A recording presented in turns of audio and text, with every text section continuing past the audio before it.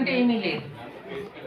ఎలాగైతే సూర్యుడి ప్రకాశిస్తే చీకటి పోతుందో ఆ విధంగా మన గురువాక్యం ద్వారా మన అజ్ఞానాంధకారమును దూరం చేసుకుంటూ మనం జీవనం ప్రకాశవంతంగా చేసుకుంటూ మనకి గురువాక్యం ముఖ్యమై ఉన్నది. గురు దర్శనం కూడాను అది అందరికీ దొరకదు.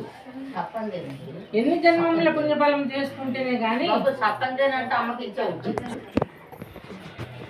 ఎన్ని జన్మముల పుణ్యఫలం చేసుకుంటే ఎన్ని జన్మముల సుకృతం ఉంటేనే కానీ మానవులకి గురువు దర్శనం, గురువాక్యము, గురు బోధ దొరకడం దుర్లభమై ఉన్నది. కారణం అన్ని స్థితిగతుల్లోని గొప్ప భ్రాంతి అంటే అందంగా చూస్తారు, మంచి కట్టడాలు చూస్తారు, మంచి ప్రభావితం చూస్తారు. గురువు దగ్గర ఏంటున్నది? గురు జ్ఞానం ఉంది, గురువాక్యము. గురువు ధరింపజేస్తాడు కానీ ఆయన అంతా ప్రకాశితం కాడు. ఎందుకు? ప్రపంచం భ్రాంతిలో పడ్డాడు. ఆయన కేవలం తన దగ్గర చేరే వారికి సద్గతి చూపించడానికి ఆయన గురువు ఉన్నాడు.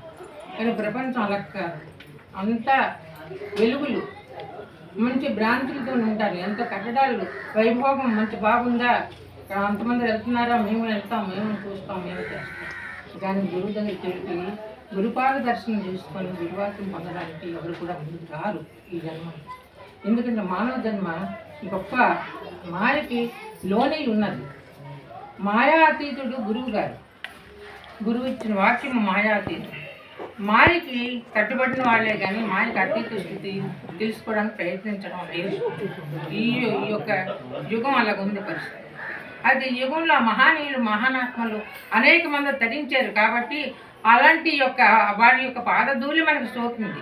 గురు దర్శనం అయింది, గురువాక్యం దొరికింది, గురువు యొక్క జ్ఞానము మనం గుర్తించినాము. గురు జ్ఞానం తెలుసుకున్నటువంటి వారిలో ఎలా ఉండాలి?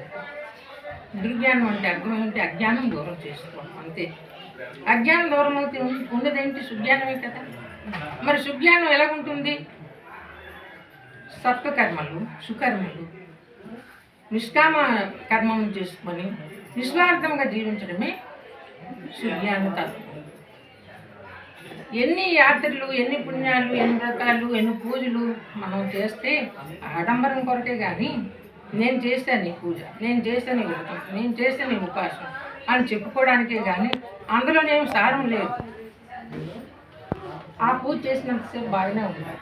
ఆ తర్వాత ఈ మాయలో పడి మాయ మాట్లాడుకుంటూ లేనిపోని అనుకుంటూ కర్మలు పెంచుకొని కర్మకు బద్దులై మళ్ళీ జన్మానికి వస్తున్నారు. ఇదే కదా మానవ జీవనం తాలూకు లక్ష్యం. కానీ గురుజ్ఞానం అటువంటిది కాదు. గురువాక్యం పొందినటువంటి వారు ఎప్పుడు కూడాను గుణరహితులై ఉంటారు, నిష్కామ కర్మయోగులై ఉంటారు, నిష్కామ కర్మములు చేస్తుంటారు, నిస్వార్థంగా జీవిస్తారు.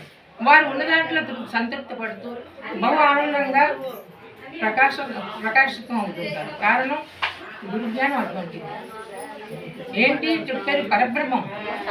బ్రహ్మ, విష్ణు, మహేశ్వరుడికి అతీతమైనటువంటి పరబ్రహ్మం. అటువంటి పరబ్రహ్మ తత్వం ఎవరు మనకు చూపించారు? గురువు చూపించారు. కాబట్టి గురువు చూపించిన యొక్క బాటలో మనం నడిచి సన్మార్గవంతులై జీవనము మనం ఈ యొక్క సంసార వాటిని దాచుకోవాలి.